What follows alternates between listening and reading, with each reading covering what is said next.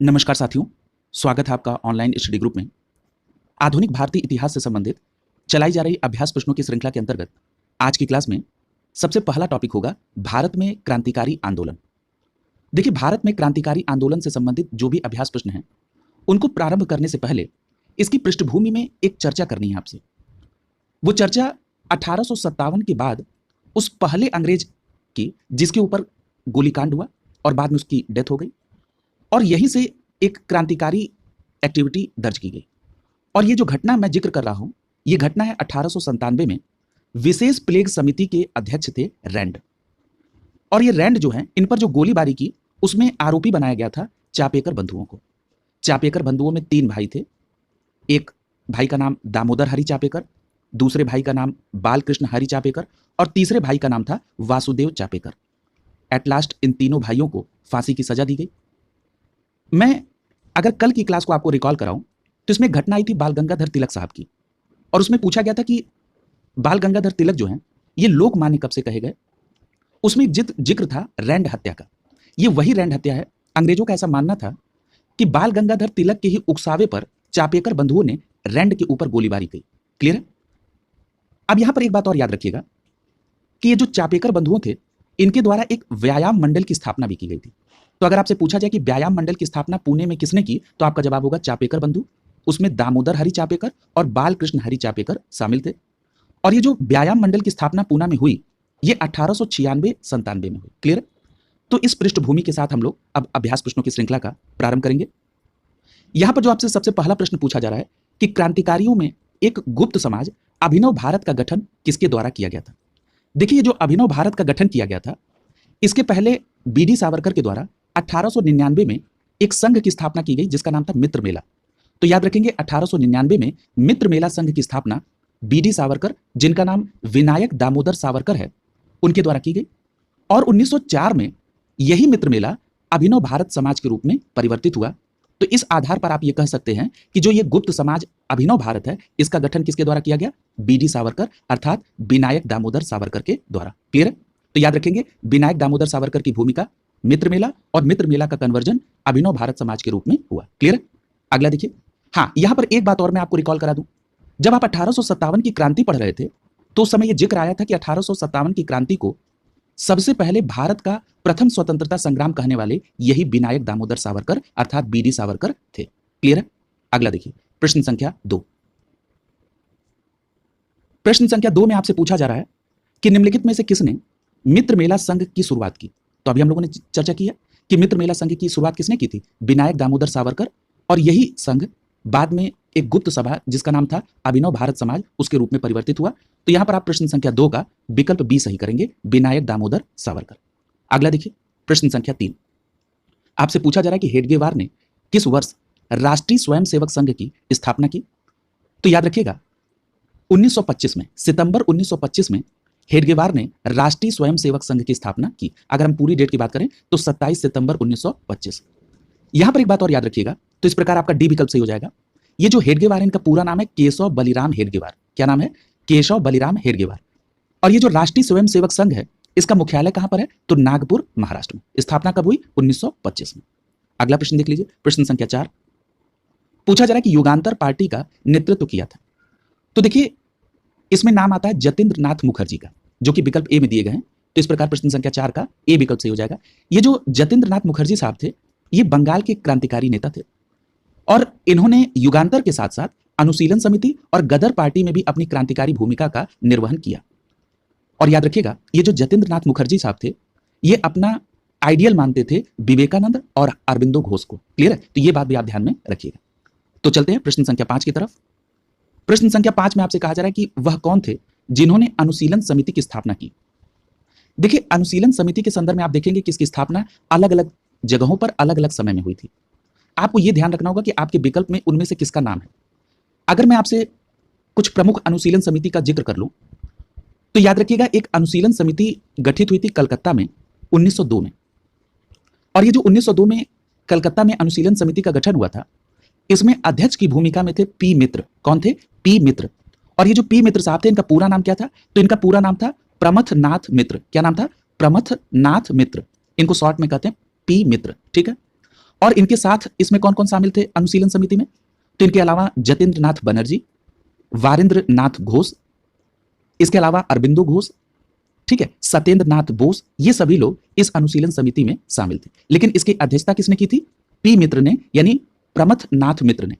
तो इसी आधार पर प्रश्न संख्या 5 का ए विकल्प आपका आंसर हो जाएगा कि अनुशीलन समिति की स्थापना पी मित्र के द्वारा। और ये कहां पर है? कलकत्ता में 1902 में।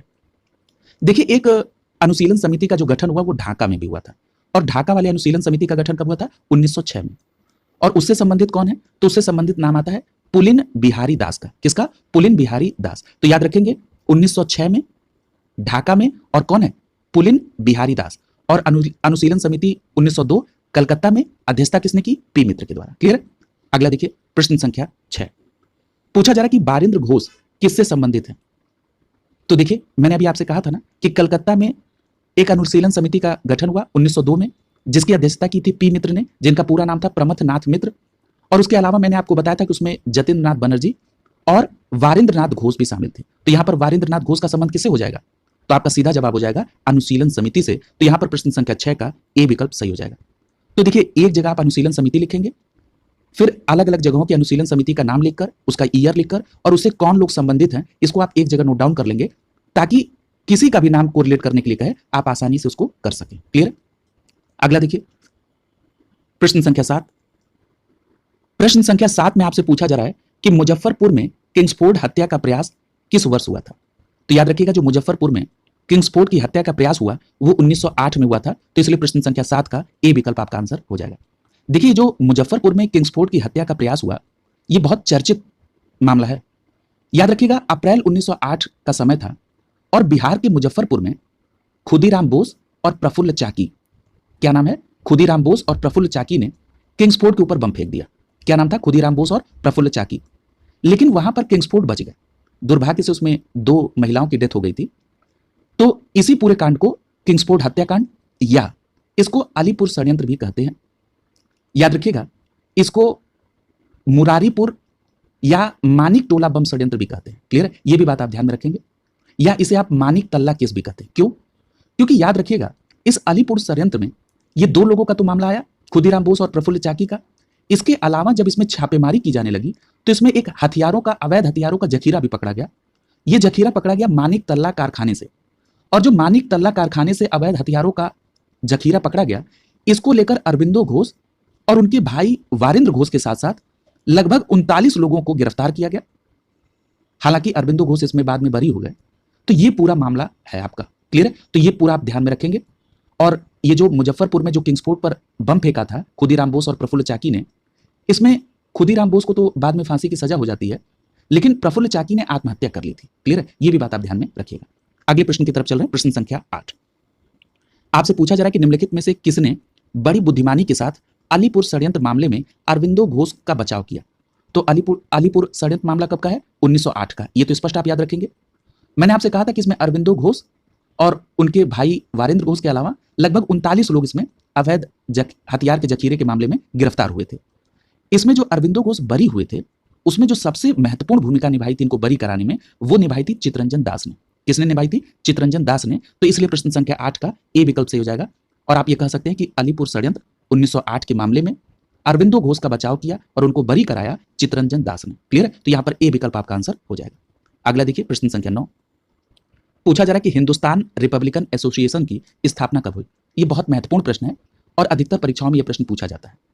तो देखिए, ये जो हिंदुस्तान रिपब्लिकन एसोसिएशन है, इसका शॉर्ट नेम है HRA। क्या है? HRA। और ये जो HRA की स्थापना की गई, ये स्थापना हुई थी अक्टूबर 1924 में। कब हुई थी? अक्टूबर 1924 में। तो इस प्रकार प्रश्न संख्या 9 का बी विकल्प आपका आंसर हो जाएगा। ये प्लेस भी पूछा जाता है कि 1924 में हिंदुस्तान रिपब्लिकन एसोसिएशन अर्थात HRA की स्थापना कहां हुई थी? तो याद रखिएगा, कानपुर में हुई थी। कहां पर हुई थी? कानपुर में। फिर यह भी पूछ लिया जाता है कि HRA की जो एस्टेब्लिशमेंट कानपुर में 1924 में हुआ, उसमें महत्वपूर्ण भूमिका किसकी थी? तो याद रखिएगा, जो स्थापना में महत्वपूर्ण भूमिका में नाम आता है वो आता है चंद्रशेखर आजाद का, राम प्रसाद बिस्मिल का, अशफाक उल्लाह खां का, राजेंद्र लाहिड़ी का और रोशन सिंह का। हालांकि एचआरए से बाद में भगत सिंह भी जुड़ गए थे, ठीक है। तो इस प्रकार आप इन लोगों का नाम आप ध्यान रखेंगे। इसी तरह से एचआरए से जुड़े हुए थे सुरेंद्र नाथ सान्याल, इनका भी नाम आता है, क्लियर है। तो इन लोगों का नाम आप ध्यान में रखेंगे, क्योंकि यहां से देखिए दो तरह के प्रश्न पूछते हैं, या तो ईयर पूछ ले, या तो कहां पर गठन हुआ कानपुर में, और या तो इसमें भूमिका किसकी थी, क्लियर। अगला देखिए प्रश्न संख्या 10। देखिए इसमें पूछ लिया कि किस स्थान पर हुई हिंदुस्तान रिपब्लिकन एसोसिएशन का स्थापना, तो याद रखेंगे अक्टूबर 1924 में कानपुर में। तो प्रश्न संख्या 10 का बी विकल्प आपका आंसर हो जाएगा, क्लियर है। अगला देखिए प्रश्न संख्या 11।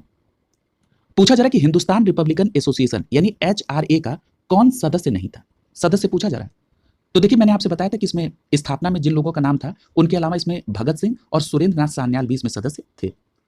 तो देखिए यहां पर भगत सिंह, चंद्रशेखर आजाद और राम प्रसाद बिस्मिल, ये तो क्लियर कट है। इसमें शिव वर्मा की भूमिका नहीं थी, तो यहां पर प्रश्न संख्या 11 का डी विकल्प आपका आंसर हो जाएगा। शिव वर्मा जो थे ये एचआरए के सदस्य नहीं थे, क्लियर है। लेकिन एक बात और याद रखिएगा कि यही एचआरए आगे चलकर एचएसआरए में बदल गया, जिसका फुल फॉर्म है हिंदुस्तान रिपब्लिकन एसोसिएशन। इसको बदला किसमें, हिंदुस्तान सोशलिस्ट रिपब्लिकन एसोसिएशन में, क्लियर है। तो ये जो बदलाव हुआ उस बदलाव में शिव वर्मा उसमें शामिल हुए थे, यानी जो एचएसआरए था उसमें शिव वर्मा शामिल थे, लेकिन एचआरए में शिव वर्मा शामिल नहीं थे, क्लियर हो गया। अगला देखिए प्रश्न संख्या 12। प्रश्न संख्या 12 में आपसे पूछा जा रहा है कि अपनी फांसी के पूर्व किस क्रांतिकारी ने दूध का ऑफर देने पर उसे अस्वीकार किया और कहा कि मैं केवल अपनी मां का दूध लूंगा। यानी आपसे यह प्रश्न पूछा जा रहा है कि ऐसा वो क्रांतिकारी कौन था जिसको जब फांसी के 2 दिन पूर्व दूध देने दिया गया तो उन्होंने अस्वीकार करते हुए कहा कि अब मैं केवल अपनी मां का दूध लूंगा। तो याद रखिएगा ये स्टेटमेंट था राम प्रसाद बिस्मिल साहब का। तो यहां पर प्रश्न संख्या 12 का सी विकल्प सही हो जाएगा। याद रखिएगा राम प्रसाद बिस्मिल वो क्रांतिकारी थे जिन्होंने दूध का जो ऑफर दिया गया उसे अस्वीकार करते हुए कहा कि अब मैं केवल अपनी मां का दूध लूंगा, राम प्रसाद बिस्मिल। अगला देखिए प्रश्न संख्या 13। पूछा जा रहा है कि यहां पर एक पंक्ति लिखी गई है कि सरफरोशी की तमन्ना अब हमारे दिल में है, देखना है जोर कितना बाजुए कातिल में है। ये जो लाइन दी गई है ये किसके द्वारा लिखी गई है, तो देखिए ये जो लाइन दी गई है बिस्मिल के द्वारा लिखी गई है और यहां पर विकल्प ए में बिस्मिल का नाम है, तो यहां पर प्रश्न संख्या 13 का ए विकल्प सही हो जाएगा। देखिए ये जो बिस्मिल साहब है इनका पूरा नाम था बिस्मिल अजीमाबादी। ये जो शायर थे इनका पूरा नाम था बिस्मिल अजीमाबादी। और अगर आपसे बिस्मिल अजीमाबादी का वास्तविक नाम पूछा जाए तो आपका जवाब होगा सैयद शाह मोहम्मद हसन। क्या नाम था, सैयद शाह मोहम्मद हसन, क्लियर। अगला देखिए प्रश्न संख्या 14। आपसे पूछा जा रहा है कि काकोरी षड्यंत्र केस किस वर्ष हुआ था, ये भी बहुत फेमस है। तो याद रखिएगा जो काकोरी षड्यंत्र है ये जो केस था ये संबंधित है 1925 से। तो यहां पर प्रश्न संख्या 14 का बी विकल्प आपका आंसर हो जाएगा। देखिए जो काकोरी षड्यंत्र है इसको काकोरी ट्रेन एक्शन भी कहते हैं, ठीक है। अब देखिए ये जो घटना हुई थी ये 9 अगस्त 1925 की, पूरी डेट याद रखेंगे, 9 अगस्त 1925 की ये घटना है काकोरी ट्रेन एक्शन। और आपसे ये भी पूछ लिया जाता है कि जो काकोरी षड्यंत्र थे इसमें किस संगठन के लोगों का पार्टिसिपेशन था, तो याद रखेंगे इसमें एचआरए से संबंधित लोगों का पार्टिसिपेशन था। एचआरए का मतलब क्या है, एचआरए का मतलब यह है कि हिंदुस्तान रिपब्लिकन एसोसिएशन, यानी जो हिंदुस्तान रिपब्लिकन एसोसिएशन के मेंबर्स थे उन्होंने ही मिलकर ये काकोरी कांड का किया था, ठीक है। और कब किया, 9 अगस्त 1925 में, क्लियर है। अगला देखिए प्रश्न संख्या 15। प्रश्न संख्या 15 में आपसे पूछा जा रहा है कि निम्नलिखित में से काकोरी कांड से जुड़ा वो क्रांतिकारी कौन है जो कि मुकदमे से बच निकला था। तो याद रखिएगा उनका नाम था चंद्रशेखर आजाद। यानी चंद्रशेखर आजाद साहब काकोरी कांड में जो मुकदमा चला क्रांतिकारियों के ऊपर उसमें से वो बच निकले थे। क्या नाम था, चंद्रशेखर आजाद, क्लियर है। अब यहां पर एक बात की चर्चा और आवश्यक है कि जो काकोरी कांड हुआ था 9 अगस्त 1925 को, इसमें फांसी की सजा किसको किसको हुई। तो याद रखिएगा काकोरी कांड में जो फांसी की सजा हुई थी वो राम प्रसाद बिस्मिल साहब को हुई, रोशन सिंह को हुई, अशफाक उल्लाह खां को हुई और राजेंद्र लाहिड़ी को हुई। मैं फिर से नाम रिपीट कर दे रहा हूं, राम प्रसाद बिस्मिल, रोशन सिंह, अशफाक उल्लाह खां और राजेंद्र लाहिड़ी, क्लियर है। तो आपसे इस तरह भी प्रश्न पूछ लिया जाता है कि निम्नलिखित में से जो नाम दिए गए इनका संबंध किस षड्यंत्र से है या किस कांड से है, तो आप सीधे इनको कोरिलेट कर देंगे किससे, काकोरी कांड से, क्लियर है। दोनों तरीके के प्रश्न से आप आसानी से करने में सक्षम है। अगला देखिए प्रश्न संख्या 16।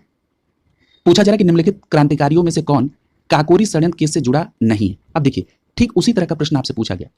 तो देखिए इसमें कौन, राम प्रसाद बिस्मिल जुड़े थे, फांसी की सजा हुई, रोशन सिंह जुड़े थे, फांसी की सजा हुई, अशफाक उल्लाह खां जो कि विकल्प डी में है जुड़े थे, फांसी की सजा हुई। इसमें भगत सिंह शामिल नहीं थे, क्लियर है। तो यहां पर याद रखिएगा भगत सिंह काकोरी षड्यंत्र में शामिल नहीं थे। तो यहां पर प्रश्न संख्या जो केस था काकोरी षड्यंत्र के उसमें भगत सिंह शामिल नहीं थे, तो यहां पर सी विकल्प से हो जाएगा प्रश्न संख्या 16 का, क्लियर है। अगला देख लीजिए प्रश्न संख्या 17। आपसे पूछा जा रहा है कि जो काकोरी कांड है उस मुकदमे में सरकारी वकील कौन था। तो याद रखिएगा जो काकोरी कांड हुआ था 9 अगस्त 1925 को, उसमें जो सरकारी वकील थे उनका नाम था जगत नारायण मुल्ला। क्या नाम था? जगत नारायण मुल्ला। तो याद रखेंगे सरकारी वकील कौन थे काकोरी कांड में? जगत नारायण मुल्ला। और यहां पर प्रश्न संख्या 17 का बी विकल्प आपका आंसर हो जाएगा। और अगर मैं बात कर लूं जो लोग अभियुक्त थे उनकी तरफ से कौन वकील थे, तो याद रखिएगा अभियुक्तों के लिए जो सरकार ने वकील प्रोवाइड किए उसमें लक्ष्मी शंकर मिश्र, केसी दत्त और जयकरण नाथ मिश्र थे। मैं फिर से रिपीट कर रहा हूं, अभियुक्त की तरफ से लक्ष्मी शंकर मिश्र, केसी दत्त और जयकरण नारायण मिश्र थे। ठीक है, तो याद रखिएगा। अगला देखिए प्रश्न संख्या 18 पूछा जा रहा है कि किसने कहा कि दरो दीवार पे हसरत की नजर करते हैं, खुश रहो अहले वतन हम तो सफर करते हैं। ये जो लाइनें हैं ये किसके द्वारा कही गई? तो याद रखिएगा कि अवध के अंतिम नवाब वाजिद अली शाह के द्वारा ये लाइनें कही गई थी कि दरो दीवार पर हसरत की नजर करते हैं, खुश रहो अहले वतन हम तो सफर करते हैं। तो यहां पर प्रश्न संख्या 18 का डी विकल्प सही हो जाएगा। और सही में ये लाइनें अंदर से कुछ अपने लिए, अपने परिवार के साथ साथ समाज और देश के लिए करने के लिए भी प्रेरित करती हैं और कहीं ना कहीं उसकी भूमिका प्रत्यक्ष या अप्रत्यक्ष रूप से हम सब निर्वहन कर ही रहे हैं। तो यहां पर प्रश्न संख्या 18 का डी विकल्प आपका आंसर हो जाएगा। ये लाइनें वाजिद अली शाह की हैं। अगला देखिए प्रश्न संख्या 19 पूछा जा रहा है कि हिंदुस्तान सोशलिस्ट रिपब्लिकन एसोसिएशन गठित की गई थी किसके द्वारा? तो जो मैं अभी पीछे चर्चा आपसे कर रहा था कि जो एचआरए था यानी हिंदुस्तान रिपब्लिकन एसोसिएशन, ये बाद में हिंदुस्तान सोशलिस्ट रिपब्लिकन एसोसिएशन अर्थात HSRA में बदला गया और जो इसके गठन में प्रमुख भूमिका थी वो थी चंद्रशेखर आजाद साहब की। तो यहां पर प्रश्न संख्या 19 का सी विकल्प आपका आंसर हो जाएगा। अब ये भी प्रश्न उठता है कि जो हिंदुस्तान सोशलिस्ट रिपब्लिकन एसोसिएशन है जिसको शॉर्ट फॉर्म में क्या कहते हैं? HSRA, इसका गठन कब हुआ था? तो याद रखिएगा इसका गठन हुआ था सितंबर 1928 में। कब हुआ था? सितंबर 1928 में। याद रखेंगे सितंबर 1928 में HSRA का गठन हुआ। और ये गठन कहां किया गया था? तो याद रखिएगा ये गठन हुआ दिल्ली के फिरोज शाह कोटला मैदान में। ठीक है, ये कहां हुआ था? दिल्ली के फिरोज शाह कोटला मैदान में। और आप सभी जानते हैं कि जो दिल्ली का फिरोज शाह कोटला मैदान है अब इसका नाम स्वर्गीय अरुण जेटली जी के नाम पर रखा गया, अरुण जेटली स्टेडियम। क्लियर है? तो ये भी बात ध्यान में रखिएगा। और अगर ये पूछ लिया जाए कि जो हिंदुस्तान सोशलिस्ट रिपब्लिकन एसोसिएशन था इसकी स्थापना का उद्देश्य क्या था, तो उद्देश्य इसके नाम में ही जुड़ा है। जो सोशलिस्ट शब्द अलग से ऐड किया गया उसका मतलब यह कि भारत में एक समाजवादी गणतंत्र राज्य की स्थापना करना, यह मुख्य उद्देश्य था किसका? हिंदुस्तान सोशलिस्ट रिपब्लिकन एसोसिएशन का। क्लियर है? तो यहां पर प्रश्न संख्या 19 का सी विकल्प आपका आंसर हो जाएगा। अगला देखिए प्रश्न संख्या 20 पूछा जा रहा है कि भगत सिंह ने जो सेंट्रल असेंबली में बम फेंका था वो किसके साथ? तो याद रखिएगा जो भगत सिंह ने सेंट्रल असेंबली में बम फेंका यानी केंद्रीय विधानसभा में बम फेंका वो बटुकेश्वर दत्त के साथ मिलकर फेंका। किसके साथ? बटुकेश्वर दत्त के। तो यहां पर प्रश्न संख्या 20 का सी विकल्प सही हो जाएगा। और यह भी पूछा जा सकता है कि जो भगत सिंह ने बटुकेश्वर दत्त के साथ मिलकर सेंट्रल असेंबली पर बम फेंका ये घटना कब की है? तो याद रखिएगा 8 अप्रैल 1929 की। कब की है? 8 अप्रैल 1929 की। तो याद रखेंगे 8 अप्रैल 1929 को भगत सिंह ने बटुकेश्वर दत्त के साथ मिलकर सेंट्रल असेंबली यानी केंद्रीय विधानसभा पर बम फेंका था। और ये जो भगत सिंह और बटुकेश्वर दत्त थे ये किस ऑर्गेनाइजेशन से जुड़े थे? तो याद रखिएगा अब ये घटना है 1929 की और 1928 में ही ये जो एचआरए है ये किस में परिवर्तित हो गया था? HSRA। तो आप कहेंगे कि ये लोग HSRA के सदस्य थे। क्लियर है? अगला देखिए प्रश्न संख्या 21 पूछा जा रहा है कि किसने सचिंद्र नाथ सान्याल द्वारा स्थापित हिंदुस्तान रिपब्लिकन एसोसिएशन का नाम बदलकर हिंदुस्तान सोशलिस्ट रिपब्लिकन एसोसिएशन कर दिया? तो देखिए तो आपका सही जवाब क्या हो जाएगा? विकल्प डी सही हो जाएगा, चंद्रशेखर आजाद। देखिए मैंने आपसे कहा था ना कि जो हिंदुस्तान रिपब्लिकन एसोसिएशन है उसके साथ सचिंद्र नाथ सान्याल जुड़े हैं। और मैंने अभी इस बात की भी चर्चा की, ये प्रश्न के फॉर्मेट में था कि जो हिंदुस्तान सोशलिस्ट रिपब्लिकन एसोसिएशन है इसकी स्थापना में किसकी महत्वपूर्ण भूमिका थी? तो चंद्रशेखर आजाद की। उसी प्रश्न को बस घुमा के पूछा गया। क्लियर है? तो आप अपना मेन कॉन्सेप्ट नहीं चेंज करेंगे। क्लियर है? तो यहां पर प्रश्न संख्या 21 का आपका सही जवाब क्या हो जाएगा? विकल्प डी हो जाएगा। और ये हिंदुस्तान सोशलिस्ट रिपब्लिकन एसोसिएशन कब गठित हुआ? तो याद रखेंगे सितंबर 1928 में। ठीक है? और कहां पर हुआ था? तो याद रखेंगे दिल्ली के फिरोज शाह कोटला मैदान में। अगला देखिए प्रश्न संख्या 22 पूछा जा रहा है कि वर्ष 1928 में हिंदुस्तान सोशलिस्ट रिपब्लिकन एसोसिएशन की स्थापना कहां हुई? तो आप तो पूरा बता देंगे कि दिल्ली में हुई। दिल्ली में कहां पर हुई? फिरोज शाह कोटला मैदान में हुई। फिरोज शाह कोटला मैदान का वर्तमान नाम क्या है? अरुण जेटली स्टेडियम। क्लियर है? तो यहां पर प्रश्न संख्या 22 का सही जवाब क्या हो जाएगा? विकल्प बी। अगला देख लीजिए और इसमें महत्वपूर्ण भूमिका किसकी थी? चंद्रशेखर आजाद की। तो प्रश्न संख्या 23 को देखते हैं। प्रश्न संख्या 23 में आपसे पूछा जा रहा है कि क्रांतिकारी चंद्रशेखर आजाद को अंग्रेजों ने कैसे मार डाला? देखिए यहां पर अलग अलग जगहों पर अलग अलग घटना का जिक्र है। कई ऑथेंटिक किताब में लिखा है कि चंद्रशेखर आजाद को अंग्रेजों ने मारा और कई ऑथेंटिक किताब में यह भी लिखा है कि चंद्रशेखर आजाद ने जब ये देखा कि वो चारों तरफ से घिर चुके हैं तो उन्होंने अपनी अंतिम गोली अपने ही सिर में उतार दी। तो ये इस तरह की है। खैर इसमें आपको ये देखना है कि यहां पर विकल्प सी सही हो जाएगा प्रश्न संख्या 23 का कि मुठभेड़ में गोलियों से क्रांतिकारी चंद्रशेखर आजाद की डेथ हुई। तो यहाँ पर प्रश्न संख्या 23 का सी विकल्प सही हो जाएगा। देखिए, जब आपको प्रश्न का आंसर करना होता है तो आपको प्रश्न पढ़ना है और जो आपको विकल्प दिए हैं उनमें से कौन सा विकल्प सबसे सर्वोत्तम है आंसर के लिए, उसी का आपको चुनाव करना है। क्योंकि देखिए, अगर आप अलग अलग जगहों से अलग अलग ऑथेंटिक किताब पढ़ेंगे या ऑथेंटिक सोर्स को देखेंगे तो उसमें आपको अलग अलग जानकारी कई मुद्दों पर मिलती है, लेकिन जब आपको वो चीजें प्रश्न के फॉर्मेट में आए तब आप ये देखेंगे कि उसमें सर्वोत्तम आपका विकल्प क्या हो सकता है। क्लियर है? अगला देखिए, हाँ, यहां पर एक चर्चा और हो जाए जिसमें कोई संशय नहीं है कि ये जो क्रांतिकारी नेता चंद्रशेखर आजाद थे, इनकी डेथ कब हुई थी। तो याद रखिएगा, डेथ हुई थी 27 फरवरी 1931 को। कब हुई थी? 27 फरवरी 1931 को। ये बात बिल्कुल आप याद रखेंगे, 27 फरवरी 1931 को। और ये जो घटना का जिक्र हो रहा है, ये घटना हुई थी इलाहाबाद में, जिसका वर्तमान नाम प्रयागराज है। और प्रयागराज में एक पार्क है जिसको अल्फ्रेड पार्क कहते हैं, जिसका एक और नाम है जिसको आप चंद्रशेखर आजाद पार्क भी कहते हैं।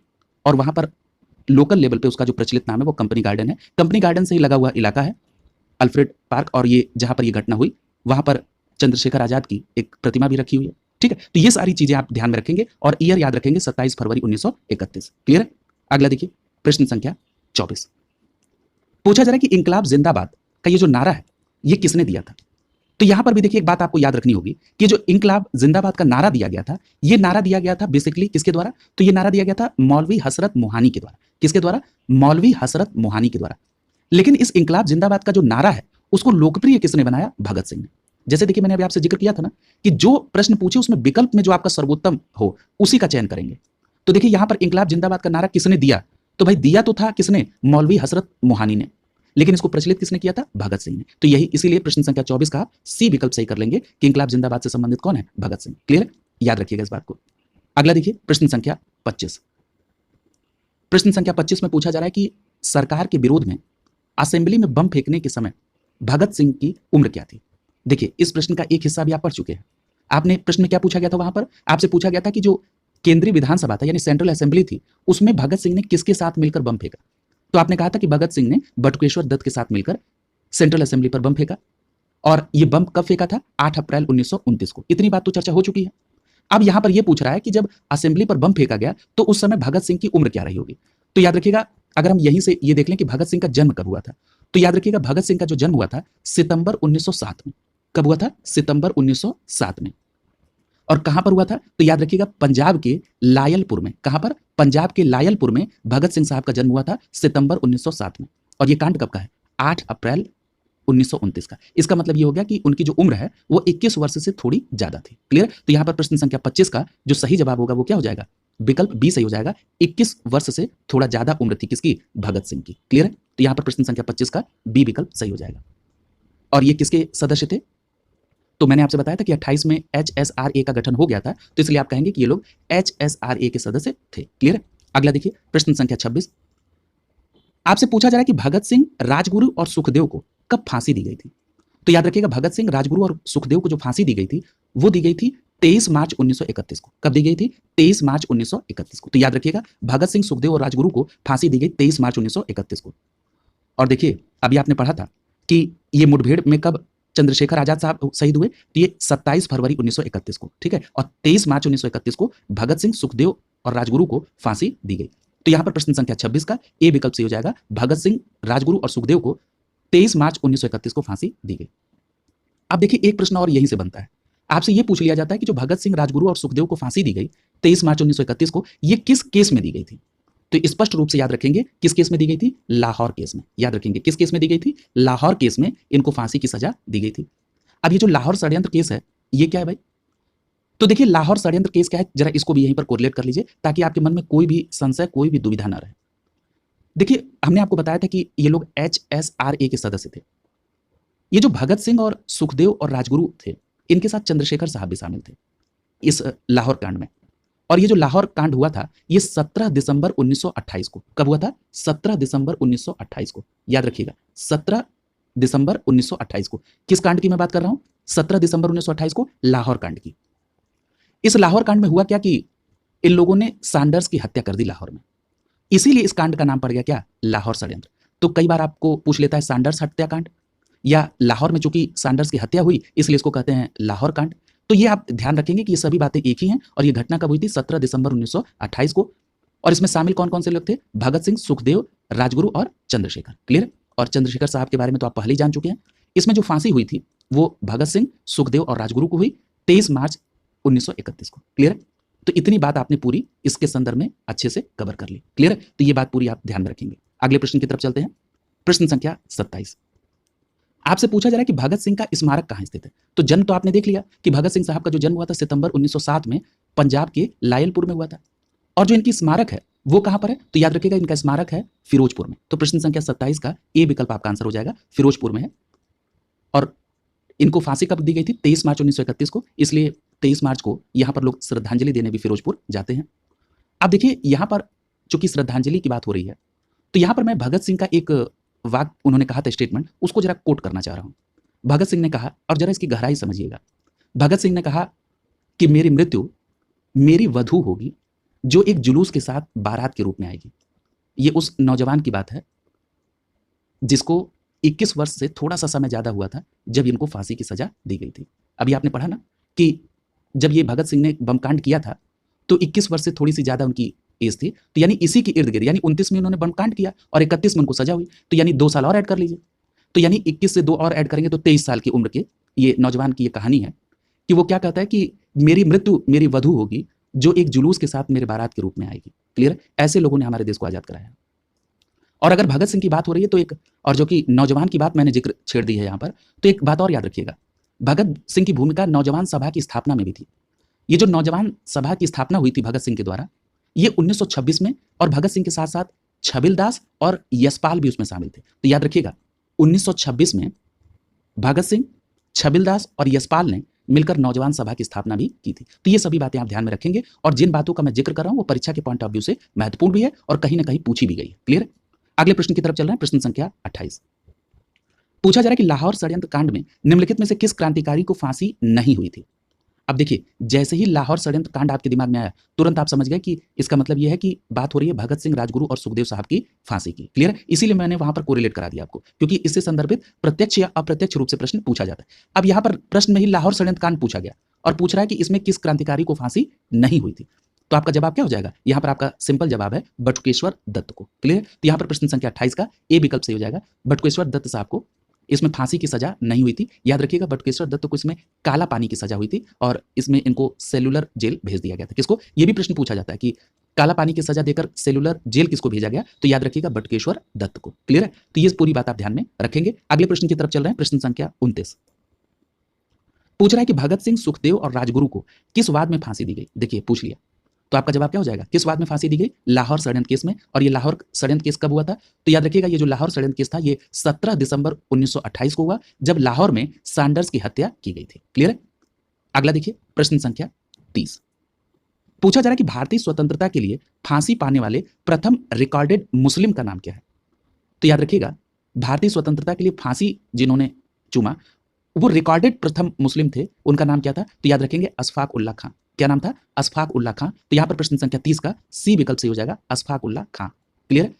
और ये जो अशफाक उल्लाह खां हैं इनको किस केस में फांसी की सजा दी गई? अगर ये पूछ लिया तो याद रखिएगा काकोरी षड्यंत्र में, यानी काकोरी ट्रेन एक्शन जिसके बारे में अभी आपने पढ़ा था, इसमें अशफाक उल्लाह खां को फांसी दी गई थी और इनको फांसी दी गई थी 1927 में, दिसंबर 1927 में इनको फांसी दी गई थी। और किस केस में दी गई थी? तो याद रखेंगे काकोरी षड्यंत्र में। और अगर ये पूछ ले कि अशफाक उल्लाह खां को फांसी कहां दी गई थी, तो याद रखिएगा अशफाक उल्लाह खां को फैजाबाद में फांसी दी गई थी। अगर आप भूल रहे हैं तो मैं आपको याद दिला देता हूं कि जो काकोरी कांड था ये 9 अगस्त 1925 को एक ट्रेन को लूटने का कांड था जिसको कहा गया काकोरी ट्रेन एक्शन। और मैंने आपसे ये बताया है कि जो काकोरी कांड हुआ था उसमें अशफाक उल्लाह खां के अलावा राम प्रसाद बिस्मिल, रोशन सिंह और राजेंद्र लाहिड़ी के ऊपर मुकदमा चलाकर इनको फांसी दी गई। और देखिए इसकी चर्चा हुई है, तो इसी प्रश्न को दूसरे तरह से पूछ रहा है कि फांसी पाने वाले प्रथम रिकॉर्डेड मुस्लिम कौन थे? तो आपका जवाब क्या हो गया? अशफाक उल्लाह खां। तो तुरंत आपको कोरिलेट कर लेना चाहिए कि अशफाक उल्लाह खां को किसमें फांसी दी गई थी, तो तुरंत आपके दिमाग में आना चाहिए काकोरी कांड में। क्लियर? हाँ, यहां पर ये जो मैं जिक्र कर रहा हूं कि अशफाक उल्लाह खां को कहां पर फांसी दी गई, तो फैजाबाद में। इससे भी प्रश्न पूछा गया है, याद रखिएगा। इसी तरह से जो रोशन सिंह थे, रोशन सिंह साहब को फांसी कहां दी गई थी? नैनी में। क्लियर? और ये जो राजेंद्र लाहिड़ी थे इनको कहां फांसी दी गई थी? गोंडा में। क्लियर? इसी तरह से राम प्रसाद बिस्मिल को कहां फांसी दी गई थी? गोरखपुर में। तो सबकी फांसी क्लियर हो गई। राम प्रसाद बिस्मिल को गोरखपुर में, अशफाक उल्लाह खां को फैजाबाद में, रोशन सिंह को नैनी, नैनी का मतलब इलाहाबाद में, ठीक है। राजेंद्र लाहिड़ी, इनको गोंडा। याद रखिएगा, जो भी तथ्य बताए जा रहे हैं बहुत महत्वपूर्ण है। अगले प्रश्न की तरफ चल रहे हैं। प्रश्न संख्या 31 आपसे पूछा जा रहा है कि एक प्रसिद्ध चटगांव शस्त्रागार धावा हुआ था, इसमें किसकी भूमिका प्रसिद्ध थी? तो याद रखिएगा, ये जो चटगांव शस्त्रागार धावा हुआ था, इसमें प्रमुख भूमिका निभाई थी सूर्यसेन ने। और ये जो सूर्यसेन साहब हैं, इनको मास्टर दा के नाम से भी जानते हैं, ठीक है। तो यहां पर प्रश्न संख्या 31 का बी विकल्प सही होगा। चटगांव शस्त्रागार मैटर में सूर्यसेन साहब का इन्वॉल्वेशन था और सूर्यसेन साहब को मास्टर दा के नाम से जानते हैं। और यहां पर एक बात और पूछी जाती है कि जो सूर्यसेन साहब हैं, इन्होंने किस संगठन का नेतृत्व किया था, यानी ये किसके सदस्य के रूप में इनकी भूमिका थी, या कई बार ये भी पूछ लेता है कि किस संगठन का इन्वॉल्वेशन था चटगांव शस्त्रागार आक्रमण में। तो याद रखिएगा, उस संगठन का नाम था IRA। क्या संगठन का नाम था? IRA। और इस IRA का फुल फॉर्म क्या है? Indian Republican army. क्या नाम है? Indian Republican army. तो याद रखेंगे कि सूर्यसेन के नेतृत्व में इंडियन रिपब्लिकन आर्मी अर्थात IRA के सदस्यों ने चटगांव शस्त्रागार में हथियारों को लूटा था या हथियारों को कब्जे में लिया था। और सूर्यसेन साहब का एक और प्रचलित नाम है मास्टर दा। क्लियर? सभी बातें ध्यान में रखेंगे। प्रश्न संख्या 31 का बी विकल्प आपका आंसर होगा। अगला देखिए, प्रश्न संख्या 32। प्रश्न संख्या 32 में आपसे पूछा जा रहा है कि स्वतंत्रता संग्राम में सबसे कम आयु में कौन शहीद हुआ था? तो याद रखिएगा, खुदीराम बोस। खुदीराम बोस को जब फांसी दी गई तो उनकी एज थी 18 वर्ष 8 माह 8 दिन। क्या थी? 18 वर्ष 8 माह और 8 दिन। और जब खुदीराम बोस साहब को फांसी दी गई तो वो तिथि क्या थी? 11 अगस्त 1908। 11 अगस्त 1908। और याद रखिएगा, 11 अगस्त 1908 को तो इनको फांसी दी गई। इनका जन्म कब हुआ था? 3 दिसंबर 1889 को। 3 दिसंबर 1889 को जन्म हुआ और फांसी हुई 11 अगस्त 1908 को। तो इस प्रकार खुदीराम बोस की जो उम्र है वो 18 वर्ष 8 माह 8 दिन थी। क्लियर? और इस प्रकार वो सबसे कम उम्र में शहीद हुए थे। किसकी बात हो रही है? खुदीराम बोस की। तो प्रश्न संख्या 32 का यहां पर सी विकल्प आपका आंसर हो जाएगा। क्लियर? और आपको ये बात तो याद होगी ना कि खुदीराम बोस को फांसी की सजा किसमें हुई थी? इसका जिक्र हुआ था किसमें? अलीपुर षड्यंत्र। कब हुआ था अलीपुर षड्यंत्र? 1908 में। मैंने आपसे बताया था कि अप्रैल 1908 में बिहार के मुजफ्फरपुर में खुदीराम बोस और उनके साथ कौन था? प्रफुल्ल चाकी। इन्होंने किंग्स फोर्ट के ऊपर बम फेंक दिया था। और मैंने आपको वहीं पर कोरिलेट किया था अपने एक्सप्लेनेशन में कि खुदीराम बोस को फांसी दी गई थी और ये जो प्रफुल्ल चाकी थे इन्होंने आत्महत्या कर ली थी। क्लियर है? तो ये पूरी बात आप ध्यान में रखेंगे। तो यही प्रश्न उससे जुड़ा हुआ है। तो यहां पर प्रश्न संख्या 32 का सी विकल्प आपका आंसर हो जाएगा। अगला देखिए, प्रश्न संख्या 33। आपसे पूछा जा रहा है कि जतिन दास किस आरोप में बंदी बनाए गए थे? तो याद रखिएगा, ये जो जतिन दास थे ये लाहौर षड्यंत्र केस में ही बंदी थे। क्लियर? देखिए, लाहौर षड्यंत्र केस में अभी आपने देखा था कि भगत सिंह, सुखदेव और राजगुरु साहब को फांसी मिली और बटुकेश्वर दत्त को काला पानी की सजा देकर सेलुलर जेल भेजा गया था। और वहीं पर एक बात और याद रखिएगा जतिन दास जी के संदर्भ में कि जो जतिन दास जी थे इनको बंदी बनाया गया था लाहौर षड्यंत्र में और ये जेल में 63 दिन भूखे रहे और 63 दिन भूखे रहे। उसके बाद एट लास्ट जतिन दास की सितंबर 1929 में डेथ हो गई थी। ये भी बात याद रखिएगा। आपसे ये पूछा जा सकता है कि 63 दिन भूखे रहने के बाद किस क्रांतिकारी की डेथ हुई जेल में? तो याद रखिएगा उनका नाम था जतिन दास। ठीक है? तो यहां पर प्रश्न संख्या 33 का क्या सही हो जाएगा? सी विकल्प सही हो जाएगा। इनका संबंध किस केस से है? तो लाहौर षड्यंत्र केस से। तो प्रश्न संख्या 33 का सी विकल्प। अगला देखिए, प्रश्न संख्या 34। देखिए, पूछा जा रहा है कि जेल में भूख हड़ताल के कारण जिस स्वतंत्रता संग्राम सेनानी की डेथ हुई उनका नाम क्या है? तो आपका सही जवाब क्या हो जाएगा? जतिन दास। और अगर पूछा जाए कि किस षड्यंत्र में, तो लाहौर षड्यंत्र केस में बंद थे और 63 दिन ये भूखे रहे। एट लास्ट सितंबर 1929 में। कब डेथ हुई इनकी? सितंबर 1929 में इनकी डेथ हो गई। क्लियर? अगला देख लीजिए, प्रश्न संख्या 35। आपसे पूछा जा रहा है कि काकोरी केस अभियुक्तों के बचाव के लिए किसकी अध्यक्षता में एक समिति का गठन हुआ था? किसको बचाने के लिए? काकोरी केस में जो लोग अभियुक्त थे उनको बचाने के लिए किसकी अध्यक्षता में समिति का गठन किया गया था? तो याद रखिएगा, यहां पर आपका सही जवाब होगा बी विकल्प। यानी यहां पर किसकी अध्यक्षता में कमेटी बनी थी? तो बनी थी कमेटी गोविंद बल्लभ पंत की अध्यक्षता में। प्रश्न संख्या 35 का बी विकल्प सही हो जाएगा। अब देखिए, यहीं पर कंफ्यूजन क्रिएट करने के लिए मोतीलाल नेहरू का भी नाम दे दिया गया। तो स्पष्ट याद रखिएगा कि जो काकोरी केस में अभियुक्तों के बचाव के लिए जो समिति गठित की गई थी, इस गठन का काम किया था मोतीलाल नेहरू ने और किसकी अध्यक्षता में गठित की गई थी? तो गोविंद बल्लभ पंत की। तो याद रखिएगा, गोविंद बल्लभ पंत के नेतृत्व में काकोरी कांड बचाव समिति का गठन हुआ और किसने गठन किया था? तो मोतीलाल नेहरू ने। इन दोनों एस्पेक्ट्स को आप याद रखेंगे काकोरी कांड के संदर्भ में। क्लियर है? स्पष्ट हो गया आपको? अगले प्रश्न की तरफ बढ़ रहे हैं। प्रश्न संख्या 36। प्रश्न संख्या 36 में आपसे पूछा जा रहा है कि निम्नलिखित में से किस क्रांतिकारी को फांसी गोरखपुर जेल में हुई थी? देखिए, मैंने पूर्व में इसको कवर करा दिया है और मैंने वहीं आपसे कहा था कि इस तरह के प्रश्न पूछे जाते हैं और वहां पर मैंने किससे कोरिलेट कराया था आपको? वहां पर अशफाक उल्लाह खां से पूछा गया। अशफाक उल्लाह खां का नाम आया था कि प्रथम रिकॉर्डेड मुस्लिम क्रांतिकारी कौन था जिसे फांसी की सजा दी गई थी। यही प्रश्न पूछा था ना। अशफाक उल्लाह खां आपने बताया था, तो मैंने आपसे कहा था कि अशफाक उल्लाह खां को फैजाबाद में फांसी हुई थी। साथ ही साथ मैंने ये भी कहा था कि अशफाक उल्लाह खां को फांसी काकोरी कांड में हुई थी। क्लियर है? अब यहां पर आपसे पूछा जा रहा है कि गोरखपुर में फांसी किसको हुई थी, तो मैंने आपको याद करिए उस समय बताया था कि गोरखपुर में जो फांसी दी गई थी वो राम प्रसाद बिस्मिल को दी गई थी। तो यहां पे प्रश्न संख्या 36 का ए विकल्प से हो जाएगा। और किस केस में दी गई थी? काकोरी कांड में। राम प्रसाद बिस्मिल और अशफाक उल्लाह खां के अलावा भी मैंने कोरिलेट किया था, जैसे रोशन सिंह, इनको नैनी इलाहाबाद में फांसी दी गई। राजेंद्र लाहिड़ी साहब की बात करें तो इनको गोंडा में फांसी दी गई। क्लियर है? तो इन सभी तथ्यों को आप ध्यान में रखेंगे।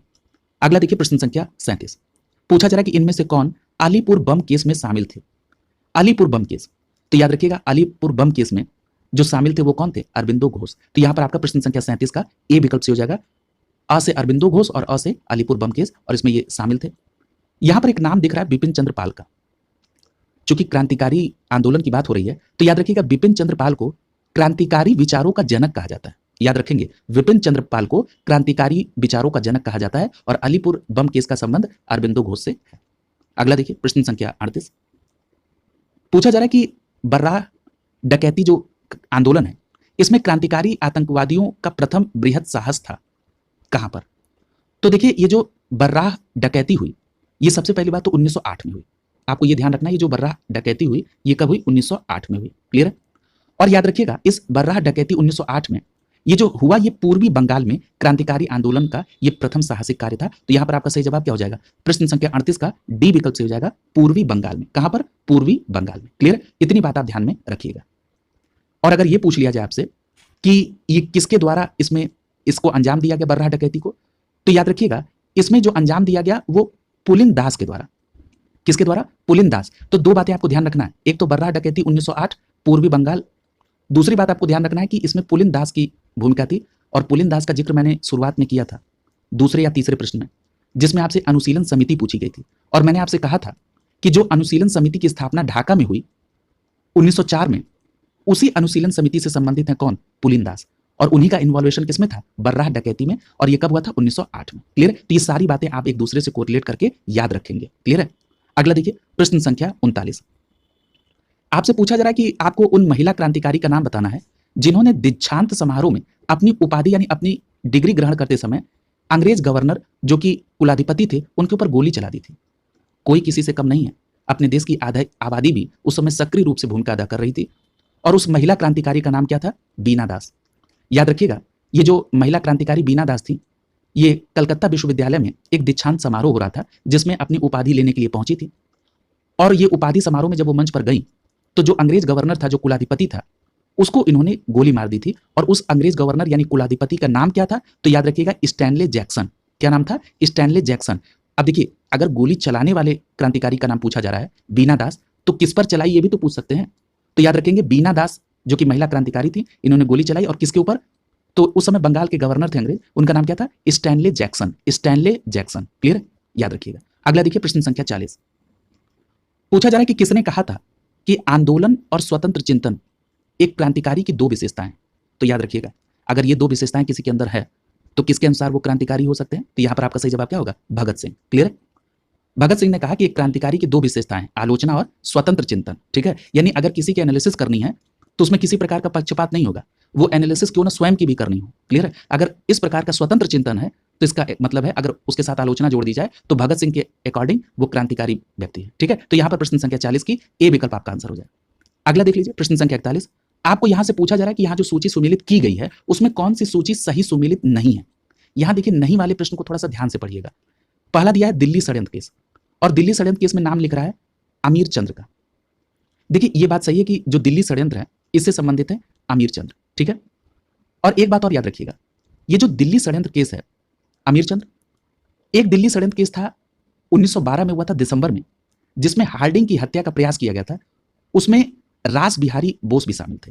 ठीक है? तो ये भी बात आप ध्यान में रखेंगे। तो यहां पर आपने दिल्ली षड्यंत्र केस से सही कोरिलेट कर लिया किसको? अमीर चंद्र को। ये सही है, बिल्कुल याद रखेंगे दिल्ली षड्यंत्र केस अमीर चंद्र। अगला नाम जो लिखा हुआ है वो लिखा है काकोरी षड्यंत्र केस अशफाक उल्लाह खां। तो ये भी बात सही है कि काकोरी षड्यंत्र केस अशफाक उल्लाह खां। और अगर मौका मिला तो आप बैठा के ये भी बता देंगे कि भाई अशफाक उल्लाह खां को फैजाबाद में फांसी दी गई। आप ये भी बता देंगे कि जो काकोरी कांड हुआ था वो 9 अगस्त 1925 को हुआ था। अगला दिया लाहौर षड्यंत्र केस। तो लाहौर षड्यंत्र केस से जतिन दास इसमें शामिल है। तो लाहौर षड्यंत्र केस में जतिन दास की भूमिका निश्चित रूप से है। और जतिन दास के संदर्भ में आप ये भी पढ़ चुके हैं कि जतिन दास को लाहौर षड्यंत्र केस में बंदी बनाया गया था और वो 63 दिन तक भूख हड़ताल पर रहे। उसके बाद सितंबर 1929 में उनकी डेथ हुई थी। और लाहौर षड्यंत्र के बारे में आप ये बता सकते हैं कि 17 दिसंबर 1928 को लाहौर में सैंडर्स की हत्या की गई, इसीलिए इसका नाम पड़ा लाहौर षड्यंत्र। ठीक है, तो ये भी यहां पर सही है।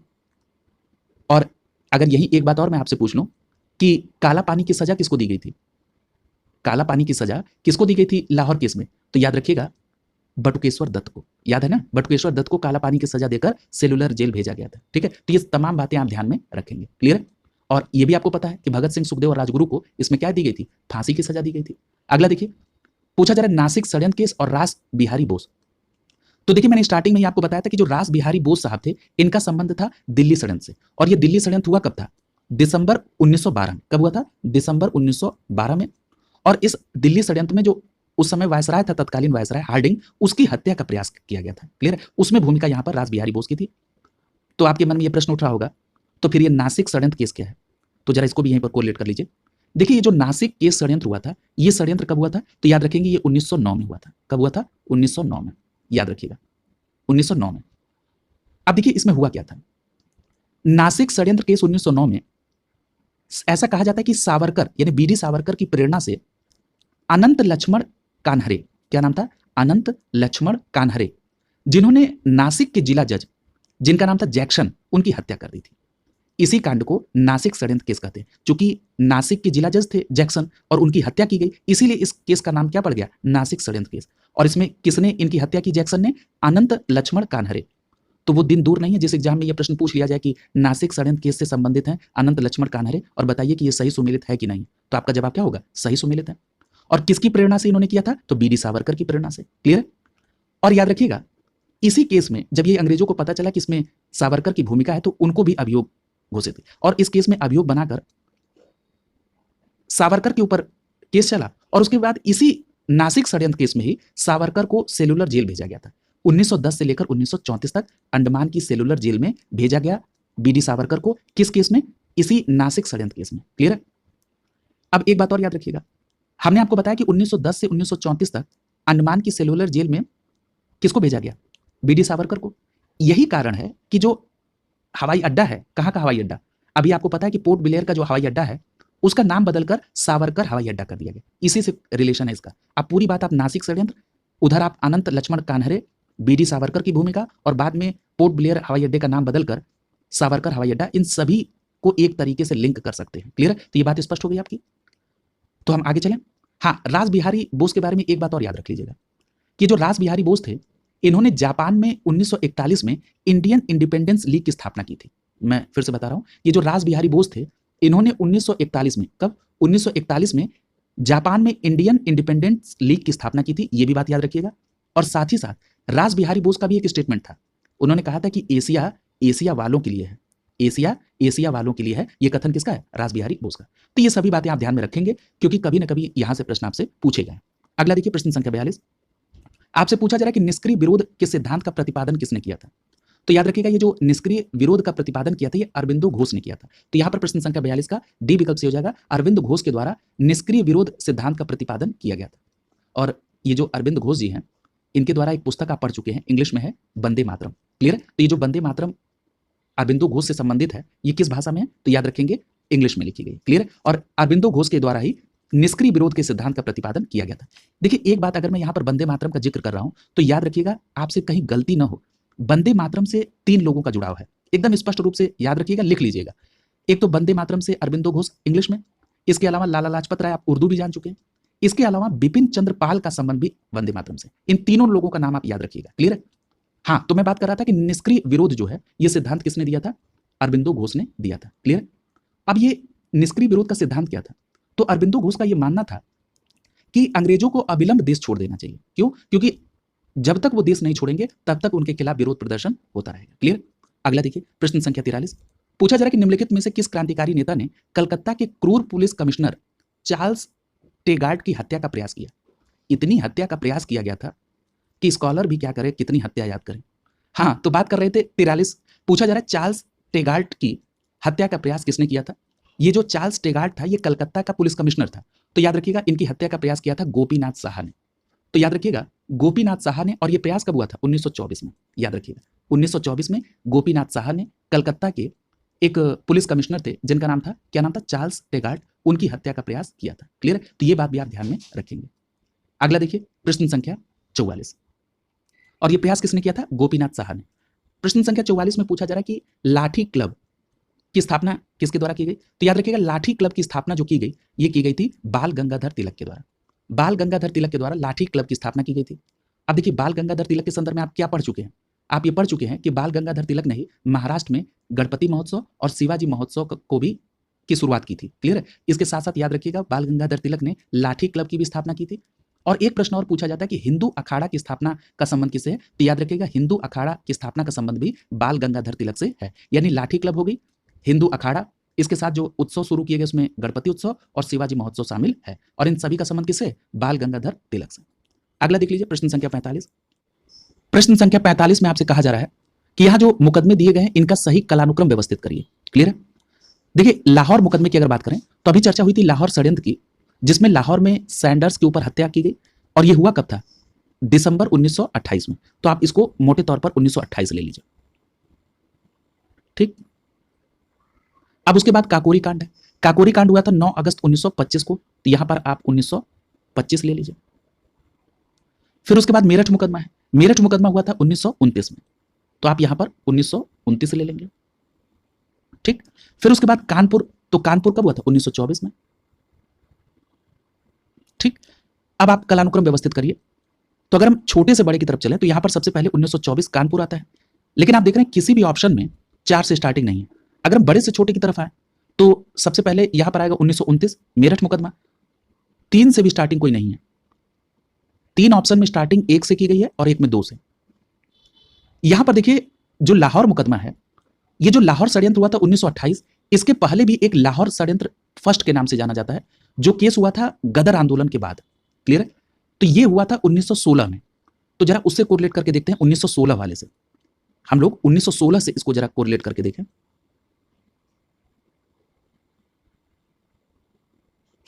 अगर हम लोग 1916 से इसको देखें तो 1916 में स्टार्ट हो जाएगा लाहौर, यानी सबसे पहले 1 आ गया। उसके बाद 1924 यानी 4, 1 4, फिर उसके बाद 25 यानी 2 आ जाएगा, 1 4 2 और फिर 3। इस प्रकार प्रश्न संख्या 45 का सी विकल्प से हो जाएगा। तो याद रखिएगा इस तरह भी प्रश्न आपको वहां फंसा सकता है। तो याद रखेंगे जो लाहौर मुकदमा यहां पर ले रहा है वो लाहौर का प्रथम षड्यंत्र मुकदमा है, जो कि गदर आंदोलन के बाद हुआ, और ये कब हुआ था? 1916 में। ये भी बात आप ध्यान में रखेंगे। क्लियर है? तो यहां पर प्रश्न संख्या 45 का सी विकल्प आपका आंसर हो जाएगा। अगला देखिए प्रश्न संख्या 46। आपसे पूछा जा रहा है कि मुजफ्फर अहमद, S.A. डोंगे और शौकत उस्मानी के साथ साथ नलिनी गुप्ता किस षड्यंत्र केस में कैद किए गए थे? तो यहां पर आपका सही जवाब क्या हो जाएगा? इन सभी लोगों का इन्वॉल्वेशन कानपुर के वोल्शेविक षड्यंत्र केस में था। कहां पर था? कानपुर के वोल्शेविक षड्यंत्र केस में। तो इस प्रकार प्रश्न संख्या 46 का यहां पर डी विकल्प आपका आंसर हो जाएगा। और इसी के बारे में ऊपर कहा जा रहा था कानपुर षड्यंत्र, और ये हुआ कब था? 1924 को। क्लियर है? तो जो अभी आपने कानपुर षड्यंत्र ऊपर 1924 लगाया था, वही कानपुर वोल्शेविक षड्यंत्र था, जिसमें मुजफ्फर अहमद, S.A. डोंगे, शौकत उस्मानी और नलिनी गुप्ता शामिल थी। ठीक है?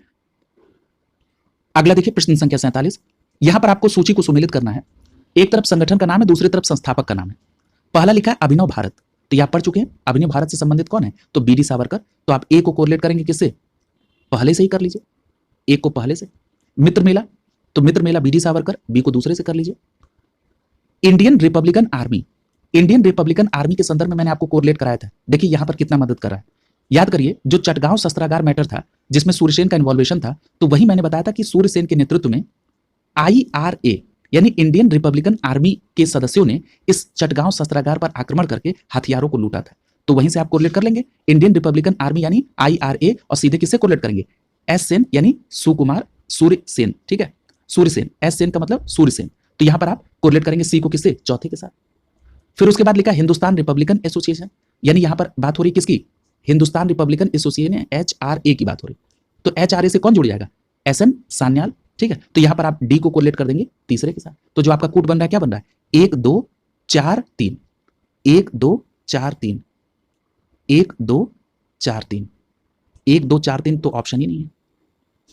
हाँ यहां देखिए इस अभिनव भारत को जोड़ दिया इसने बी डी सावरकर से 2 से, और इनको जोड़ दिया, दोनों नाम चूंकि एक ही है तो यहां देख लीजिएगा। तो अब ये क्या हो जाएगा? 2 1 4 3, तो 2 1 4 3 देख लीजिए, 2 1 4 3 के आधार पर डी विकल्प से हो जाएगा। अब बात समझ में आ गई ना। यहां पर ये जो बीडी सावरकर है पहले और दूसरे दोनों में थे, तो भाई आपको क्या पता कि ऑप्शन में क्या, एक बार ऑप्शन आप ध्यान में रख लीजिएगा। तो इसलिए आप ए को कोरिलेट कर देंगे किससे, दूसरे वाले बीडी सावरकर, और मित्र मेला को भी पहले वाले बीडी सावरकर, और उसके बाद इंडियन रिपब्लिकन आर्मी सूरसेन, तो यहां पर आप हो जाएंगे चौथे सी से, और 5 डी में क्या हो जाएगा, तीसरे से, तो आपका 2 1 4 3 हो जाएगा। तो यहां पर आपका डी विकल्प सही हो जाएगा। क्लियर। अगला देखिए, याद रखिएगा दोनों बीडी सावरकर एक ही है। प्रश्न संख्या 48 में आपसे पूछा जा रहा है कि यहां पर आपको सूची को सुमेलित करना है। पहला नाम लिखा है जतिन दास का, और पूछ रहा है कि किस कारण इनकी डेथ हुई। तो जतिन दास को आप पूरा बताएंगे ना कि इनको लाहौर षड्यंत्र में बंदी बनाया गया था, 63 दिन ये जेल में भूख हड़ताल पर थे, और सितंबर 1929 में इनकी मृत्यु हुई। ठीक है, तो यहां पर ए किससे कोरिलेट हो जाएंगे, भूख हड़ताल से, यानी ए को आपने दूसरे के साथ कोरिलेट। चंद्रशेखर आजाद साहब, पूरी बात हुई थी, क्या चर्चा हुई थी कि चंद्रशेखर आजाद साहब अल्फ्रेड पार्क में वो घिर गए अंग्रेज से, और वहां पर मुठभेड़ हुई, उसमें उनकी डेथ हुई। और डेथ कब हुई, 27 फरवरी 1931 को। ठीक है, तो यहां पर आपका बी किससे कोरिलेट हो जाएगा, तीसरे से, मुठभेड़ के दौरान। और यहां पर देखिए भगत सिंह लिखा है, भगत सिंह साहब को फांसी दी गई, किस केस में दी गई थी, तो भगत सिंह साहब को लाहौर षड्यंत्र केस में दी गई थी, जिसमें उन्होंने सैंडर्स की हत्या की थी। और फांसी कब हुई थी, तो याद रखेंगे इन तीनों लोगों को फांसी दी गई थी 23 मार्च 1931 को, भगत सिंह, सुखदेव और राजगुरु को। तो आप सी को किससे कोरिलेट करेंगे, चौथे से। कल्पना दत्त की बात हो रही है, देखिए कल्पना दत्त को आजीवन कारावास की सजा हुई थी, तो यहां पर आपका डी कोरिलेट होगा पहले से। तो यहां पर 2 3 4 1 के आधार पर बी विकल्प आपका सही हो जाएगा। प्रश्न संख्या 2 3 4 1 बी विकल्प यहां पर सही होगा, प्रश्न संख्या 48 का। ठीक है, तो याद रखिएगा। यहां पर अगला देखिए, ये चैप्टर यहां पर कंप्लीट हो गया। अब हम लोग अगले चैप्टर की तरफ चल रहे हैं। अगला जो पॉइंट है वो है भारत से बाहर क्रांतिकारी गतिविधि।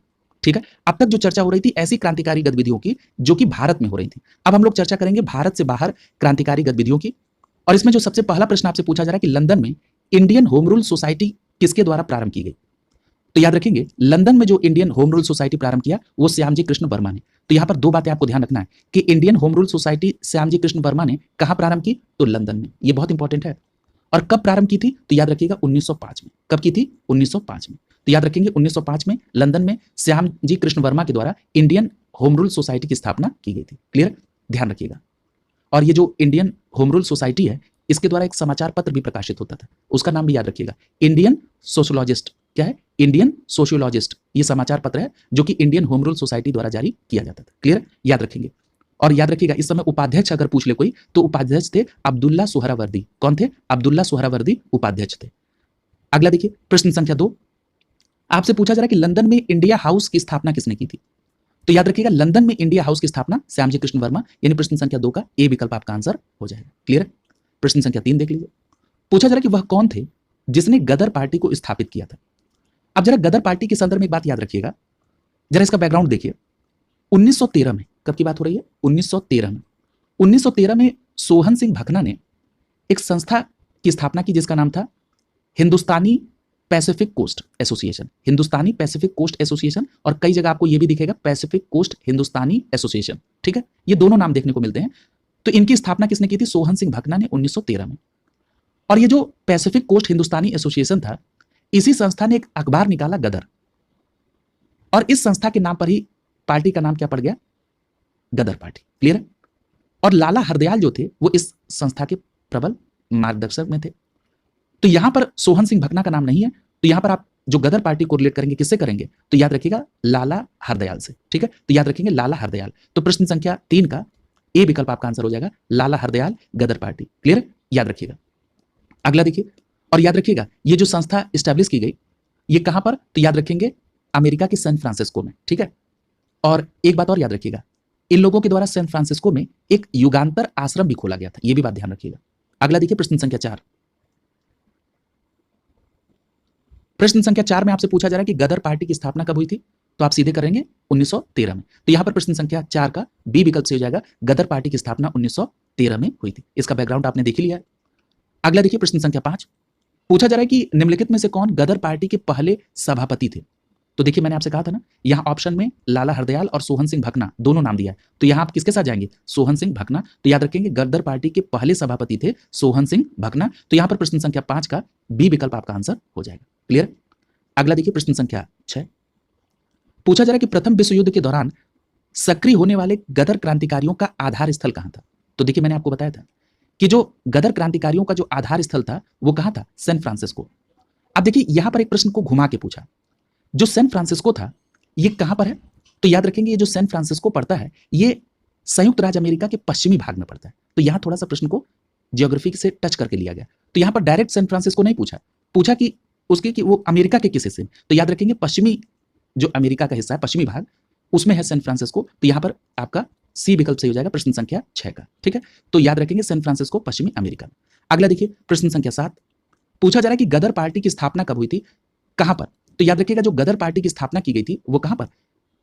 यहां तो डी विकल्प सही है, संयुक्त राज्य अमेरिका, लेकिन याद रखेंगे संयुक्त राज्य अमेरिका के पश्चिमी भाग सैन फ्रांसिस्को में। ये पूरी बात याद रखिएगा ताकि कोई भी भविष्य में गलती ना हो। संयुक्त राज्य अमेरिका के पश्चिमी भाग सैन फ्रांसिस्को में। अगला देखिए प्रश्न संख्या 8, पूछा जा रहा है कि निम्नलिखित में से वो व्यक्ति कौन था जिसने विदेशों में गणतंत्रात्मक सरकार की स्थापना की थी। यहां से प्रश्न बहुत पूछा जाता है। तो याद रखिएगा जो भारत की पहली अस्थायी सरकार गठन की गई थी वो की गई थी अफगानिस्तान के काबुल में। कहां पर? अफगानिस्तान के काबुल में। पहली बात तो ये नोट करिए। दूसरी बात, इसमें राजा महेंद्र प्रताप सिंह की भूमिका थी और जो महेंद्र प्रताप सिंह का सहयोगी थे वो थे बरकतुल्ला। तो याद रखिएगा राजा महेंद्र प्रताप ने अपने सहयोगी बरकतुल्ला के साथ प्रथम महायुद्ध के दौरान 1915 में, कब? 1915 में अफगानिस्तान के काबुल में भारत की पहली अस्थायी सरकार की स्थापना की थी। ठीक है, तो यहां किसका नाम आ जाएगा? विकल्प ए सही हो जाएगा, महेंद्र प्रताप। ठीक है, और याद रखिएगा ये जो पहली सरकार स्टैब्लिश की गई थी इसमें राजा महेंद्र प्रताप स्वयं प्रेसिडेंट थे यानी राष्ट्रपति थे और जो उनके सहयोगी बरकतुल्ला थे उनको प्रधानमंत्री बनाया गया। क्लियर है? और ये भी पूछ लिया जाता है कि जो भारत की पहली अस्थायी सरकार काबुल अफगानिस्तान में राजा महेंद्र प्रताप सिंह के द्वारा स्टैब्लिश की गई, इसको मान्यता किसने दी? तो याद रखिएगा इसे जर्मनी और रूस ने मान्यता भी दी थी। क्लियर? ये पूरी बात आप ध्यान में रखेंगे। और 1915 में स्टैब्लिश हुई। प्रश्न संख्या 9 देख लीजिए, पूछ रहा है कि प्रथम महायुद्ध के दौरान कहां पर भारत की अंतरिम सरकार बनी जिसके प्रेसिडेंट राजा महेंद्र प्रताप थे? तब आप आसानी से बताएंगे अफगानिस्तान के काबुल में। तो प्रश्न संख्या 9 का ए विकल्प से हो जाएगा। और कब गठित हुई थी? 1915। कहां पर? 1915 में। अगला देखिए प्रश्न संख्या 10, पूछा जा रहा है कि कौन भारतीय क्रांति की मां कहलाती है? बहुत अच्छा प्रश्न है और यह प्रश्न कई बार पूछा गया है। तो याद रखिएगा मैडम भीकाजी कामा। तो यहां पर प्रश्न संख्या 10 का डी विकल्प से हो जाएगा। और मैडम भीकाजी कामा का पूरा नाम क्या है? भीकाजी रुस्तम कामा। भीकाजी रुस्तम कामा या मैडम भीकाजी कामा लिखा है, दोनों बात एक है और इनको भारतीय क्रांति की मां कहा जाता है। याद रखिएगा भारतीय क्रांति की मां मैडम भीकाजी कामा या भीकाजी रुस्तम कामा। अगला देखिए प्रश्न संख्या 11, आपसे पूछा जा रहा है कि निम्नलिखित में से किस महिला ने भारतीय तिरंगा सबसे पहले फहराया था? तो याद रखिएगा यहां पर जो सही जवाब होगा वो भीकाजी कामा। ये वही बात है, भीकाजी रुस्तम कामा, इन्होंने पहली बार भारतीय तिरंगा फहराया था। अब देखिए कहां फहराया, कहां गई थी?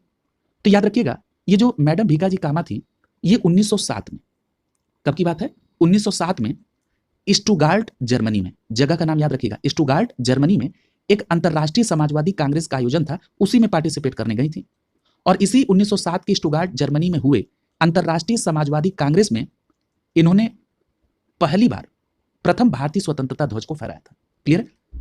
प्रथम स्वतंत्रता ध्वज को किसने फहराया? मैडम भीकाजी कामा ने। कहां पर? स्टुटगार्ट जर्मनी में। कब? 1907 में। किस आयोजन के दौरान? तो अंतरराष्ट्रीय समाजवादी कांग्रेस के दौरान।